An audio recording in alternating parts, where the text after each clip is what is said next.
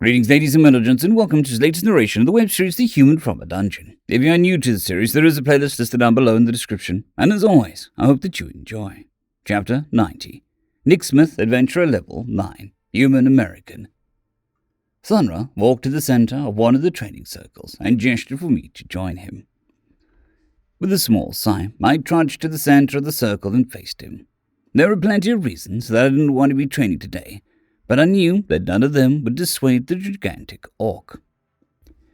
"Now, I know you don't really like this kind of training," Thunra said, reaching into his pocket and pulling out some cloth. "So I came up with a game that'll help." "A game?" I asked. "Yep," he replied. Then he looped the 3 rags into his belt, one on his right, one on his left, and one in the back. Once he was done, he regarded me with a grin. "All you gotta do is grab these sweat rags off my belt. I'll be using a mix of defense and offense to keep you from getting them. When you grab all 3, we'll call it a day." I looked at him, dumbfounded. He just reinvented flag football without the ball. His giant grin combined with his orange martial arts style clothing reminded me of a "Go," he said. "What?" I barely managed to dodge the fist that flew at my forehead. Thunra stopped mid-swing, and I realized that he had been holding back. We met eyes, and a joke sprang to mine. "Cool," I said. "What?" I snatched at the flag nearest to me, and the gargantuan orc stepped back with a speed that defied his size.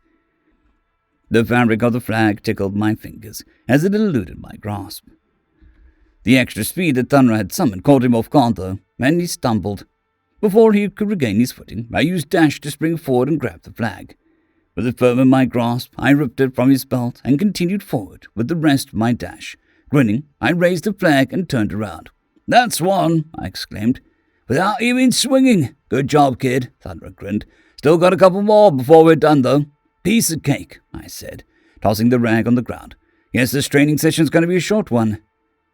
There are many, many instances throughout history in which people have rued their words, like whoever wrote that heavier-than-air aircraft would take 1,000,000 years to develop, only to have the Wright brothers prove it could be done a few weeks later. Or when a firefighter complains about it being a slow day, only to have half the city try to burn down. Or all the people who said what could possibly go wrong before things went horribly awry. I had never wondered what that was like, but found myself in that exact position. Thunra practically became a goddamn ballerina. I'd lunge for the flags, he'd dance away, over and over and over again, for hours. Finally, I got sick of it, and we exchanged blows. I could tell that he was holding back on me, but I was completely fine with that. I could swear that I felt my spine twitch whenever I remembered our last training session. Getting no closer to the second flag, I paused to catch my breath. Thunra grinned again and flexed. I pounded my knee with my fists in frustration. "You know I could get those flags for you," Ted said. "Yeah, probably could," I replied. "But that would defeat the purpose of training, wouldn't it?" "I don't actually know. Your body will still be getting the exercise, and you might even be able to unlock new skills." "Doesn't do me much good if I don't know or when to use them, though." "Not a bad point. Fine, suit yourself." Thunra and I watched each other closely, waiting for the next move to be made. I'd give almost anything to wipe that childish grin off his vecking face, but there had to be a line, and handing my body off to 10 would definitely be crossing it. With a growl, I activated dash and launched myself at Thunra once again. He, of course, launched himself backwards.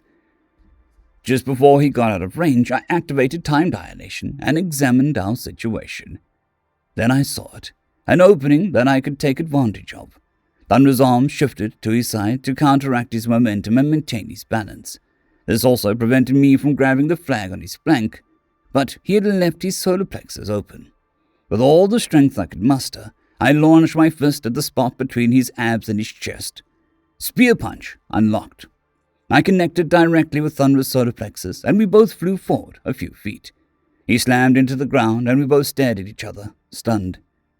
As he tried to climb to his feet, I grabbed the second flag and dodged back. 5 minutes cooldown appeared for a new skill. "Well, that's 2, I panted. He replied, getting to his feet. "Well done." "Was that a breathtaker strike? Felt more like a spear punch."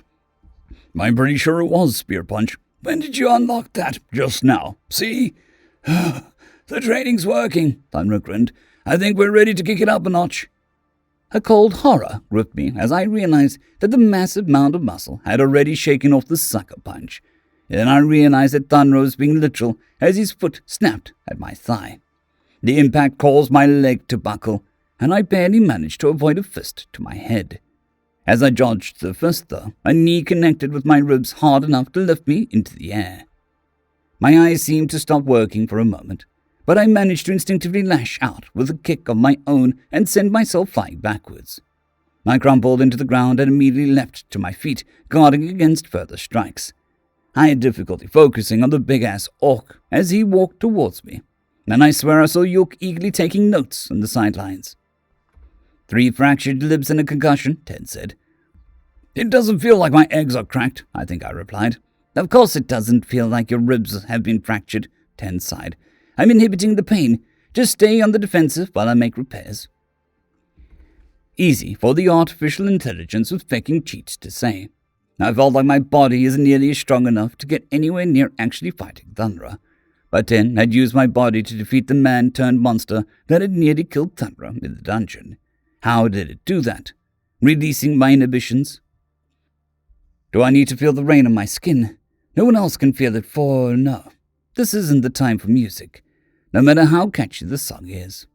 I did my best to focus on Thunra, but he looked at me and suddenly stopped. "Crap, how'd your head take the knock?" he asked. No. "Inertia from the impact to your ribs slammed the side of your brain against your skull," Ten helpfully explained. "Bear what he said." "But who said?" Thunra asked. "Are you— Oh, right, the robot in your head.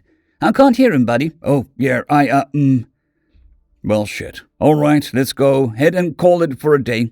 "You still got a flag on," I argued, for some reason.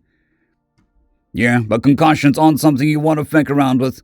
10 can fix it. Don't argue with me, boy. This is a hard line, non-negotiable. Your bean gets banged, training's done for the day. Okay, I said, somehow disappointed. "Don't feel too down, kid. You learned a new skill." Thunra grinned and patted my shoulder. "Just think of how many you're going to pick up tomorrow."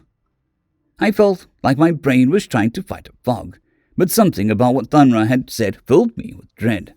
It took a few moments to realize what it was, though. "We're doing this again tomorrow?" I asked. "Might as well train every day until you head off to the magic school or whatever, right?" He grinned. I guess so," I replied. Shit.